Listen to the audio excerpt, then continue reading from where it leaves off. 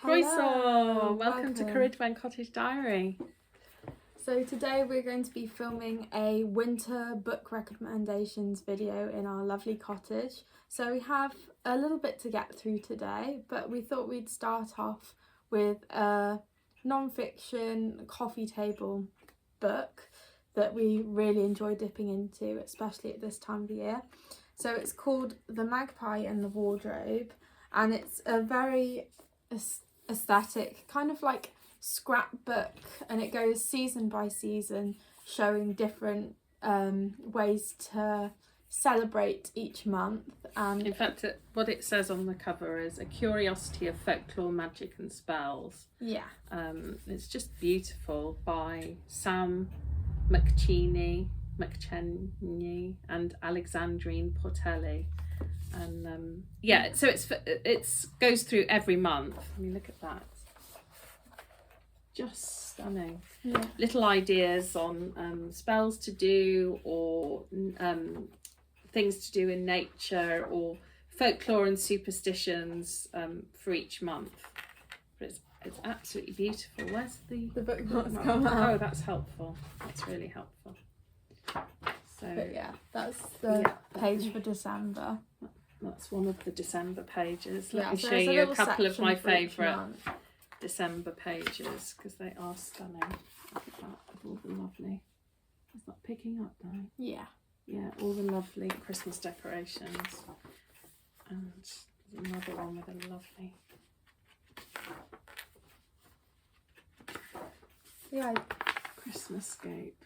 Yeah, I think I got it for as a present when I was a child, and It's like an early Christmas an present, early Christmas wasn't present. it? Or it might have been a solstice present, Yeah, it might actually. have Did been. I get it you for solstice? I might have got it you as a Maybe solstice solstice. present. I think when we moved here. Yeah, we kind of celebrate solstice and Christmas, so yeah, so I would recommend that. It's beautiful to dip in and really interesting.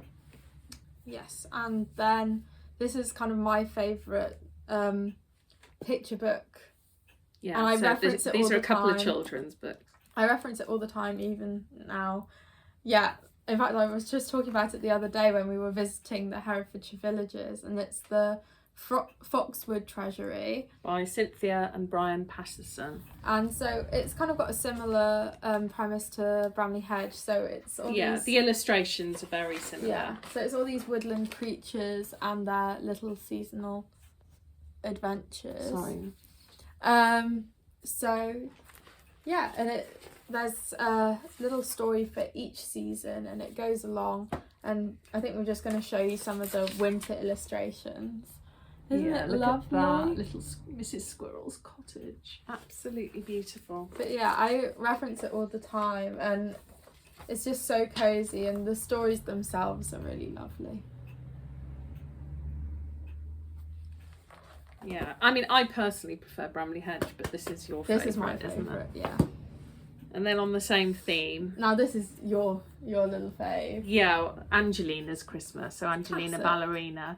So I bought this for Daisy when she was 2 months old, and she's been forced again to listen to it ever since. So every Christmas Eve. Yes. And in fact, lots of the pages are kind of sellotaped and they are, doodled on. well, because when I was a bit over enthusiastic. you were a bit over enthusiastic when you were little. So look at that. That looks very similar to the villages that we were showing you in our last video. Just so cozy. It is so And I cozy. love their kitchen. It's absolutely gorgeous. Can't really see, I'm not sure. Can't see on the... Bit dark. Yeah, Yay. I'm so sorry, by the way, that I know that the quality of our videos is not on a par with most other people. We've literally just got a very basic camera on our phone. But our intention wasn't really to make really cinematic videos. There are other people that are much more equipped and skilled at doing that. Our purpose was just to show the beauty in our very simple and humble, ordinary lives. Yeah, and it's just more of a diary for us, really.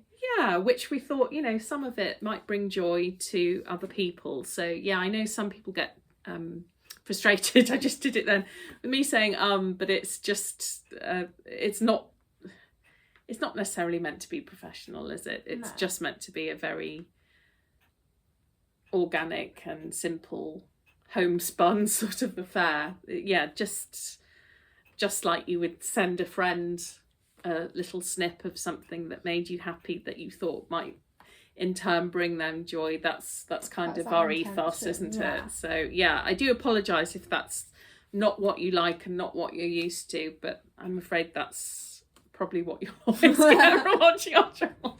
It's never going to be professional or slick, and I will say particularly when I'm just trying to talk one-to-one to the camera. When we're having a conversation, obviously it's different, but I do struggle just talking at a camera. It feels a bit odd to me. But yeah, we're probably never going to invest in a drone or anything like that, because that's just no, it's just something we just want it very, very simple and natural. So yeah, I hope that you will be able to get something from it, even though it's definitely not slick and professional. Right. Anyway, back to the books after the chimes. Sorry, the clock's going now. The grandfather clock. Yeah, we'll show the picture anyway.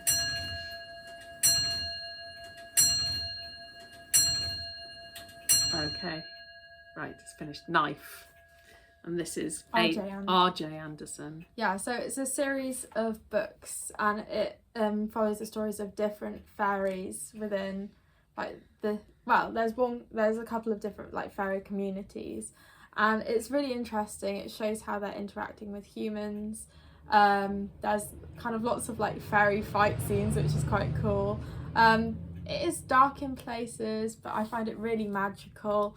And I've always associated it with winter. I'm not sure if it's because that's when I first read it as a child or what, but yeah, I really enjoyed the series. I think it'd be a great winter read. For kids, what age? 10 and above. I think fantasy in general is great for this time of year, but well, again, it's magical realism because they're interacting with humans, aren't they? So it's not. We're not modern day humans as well. Yeah, I wouldn't say that we're massive like fantasy fans. We're more magical realism because we don't necessarily like hearing about different worlds. We like the feeling of magic. That magic exists in our world. That's kind of what we that's enjoy. What appeals. Yes. Yeah, and on a similar note, actually. Joan Harris. We love Joan Harris's work. I'm not sure. She wrote Chocolat. Yeah. So yeah. Yeah, and always great books. But yeah, so this is Pocket Full of Crows. So it's another kind of seasonal book. So it follows different months in a year, and it's telling the story of just this young woman who is living in the woods, and just her story really. Yeah, it says a modern fairy tale of love, loss, and revenge. So. It's very, beautifully. There are a few illustrations in here. The end papers of the Green Man are lovely, and we do like a green man, don't we? It's just beautiful. So does it start in May? I think it starts. So it starts on Beltane, May Eve, one of our favourite days of the year. Yeah. We love celebrating. And that just the old calendar. That just moves through the seasons. Yeah, it's beautiful. So yeah, it's very much a sort of folk fairy tale type thing, isn't it? But yeah, you particularly loved that, didn't you? I read that last Christmas actually. And then one that I particularly liked that you weren't that enamoured with for some reason. You didn't dislike it, but no, but yeah. So this is The Twisted Tree by Rachel Burge. There is a sequel which I didn't find as engaging, I have to be honest. I think what I like about this, it's basically set in a little cottage in Norway in the winter, so it's very snowy scene. Yeah, it's really, really, really cozy, and basically she goes to her grandmother's cottage. I don't want to tell too much, but she realises she's got magical powers. Lots of Norse mythology involved. So yeah, all of that. I love mythology and folklore and all of that. And at winter time, you do like a snowy read. Yeah. So I would recommend this, definitely. I thought it was really well written. It's a little bit scary in places, isn't it? Yeah, it is a bit scary. Well, it's kind of. But it is meant to be it is meant to be a young person's book, isn't it? Yeah. So it should be all right for teenagers and up, shouldn't it? And this again is something that you've read and I haven't. Yeah, you got it me for Christmas last Yeah, I year, got it didn't for you? you. So, to be honest, I can't remember what time of year it was set in, but it's called The Banished Bride by Bella Ellis.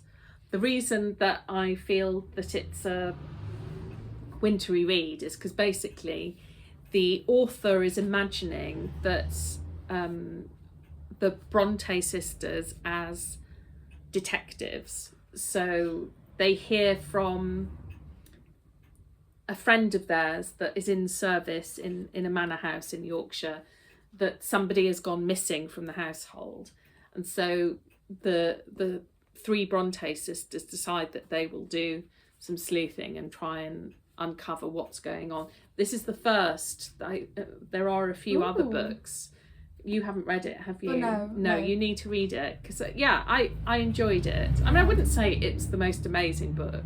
I wouldn't say it was a favourite, but I do really enjoy it. And yeah, I love the Brontes anyway. They're some of my favourite authors.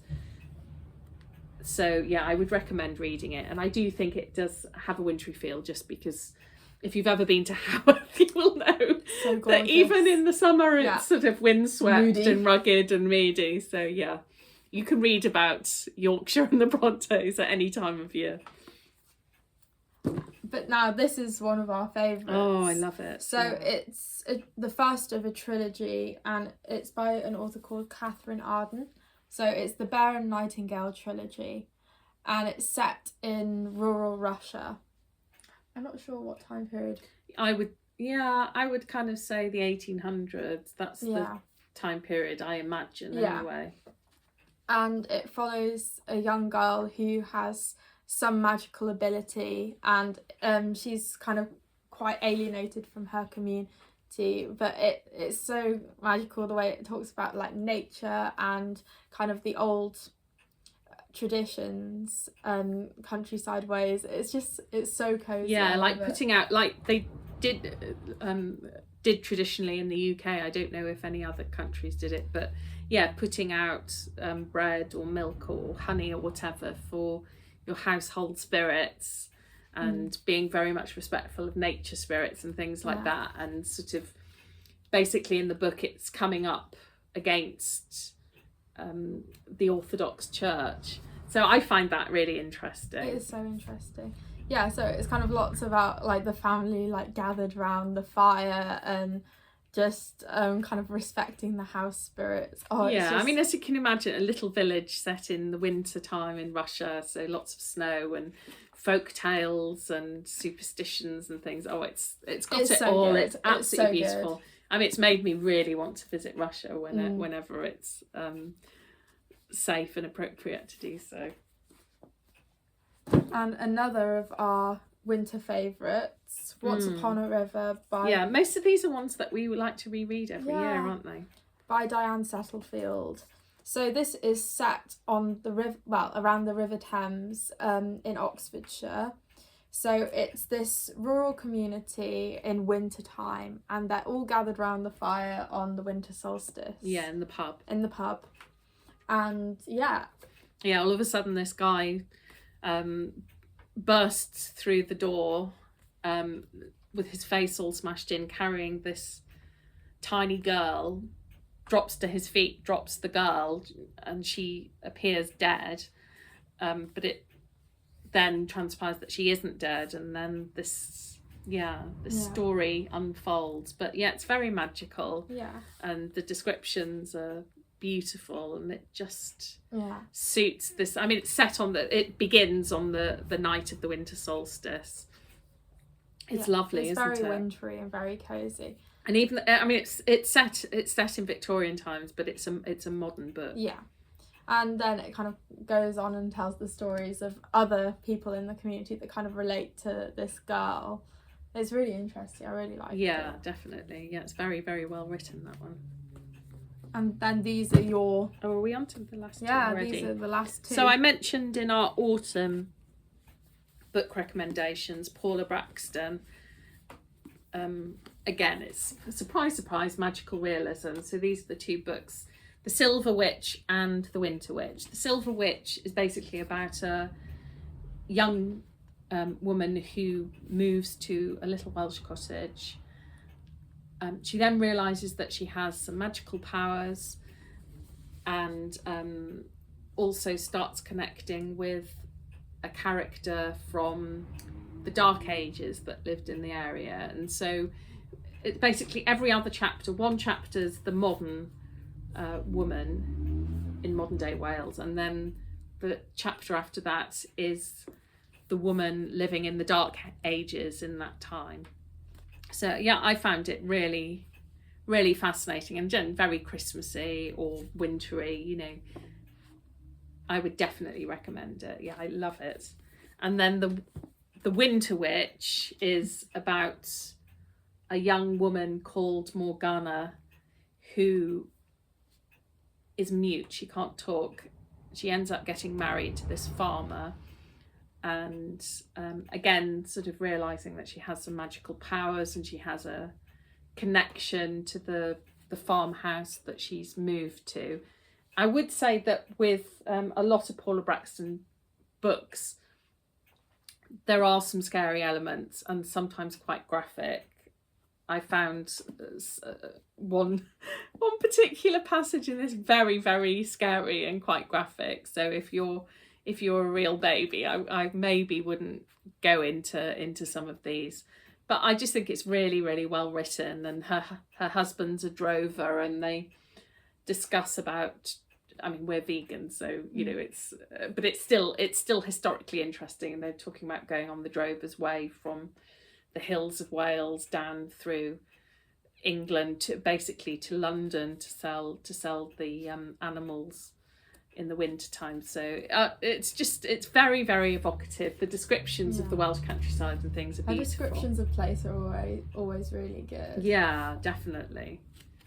So I think that's it, isn't it? Yeah, that's everything for winter. But yeah, if you enjoyed our video, please let us know. And if you have any recommendations. Yeah, or if you've read them yourselves, please let us know what you think of them. Yeah, because we've already got a whole stack of winter reads, but we're always happy for more. You can never have too many books to read, let's face it. Anyway, thank you so much for joining us. Yeah, thank you. And we'll speak to you very soon. I'm trying to think what our next... Maybe Prague. No, we're going somewhere else, aren't we? Where are we going? We're going on a little adventure on Friday. Oh yes, we are. We're going on an adventure on Friday, so we will record that because we think you might enjoy seeing what it's like and joining us. Right. So I hope you're having a lovely December so far, and we'll see you soon. Bye. Bye.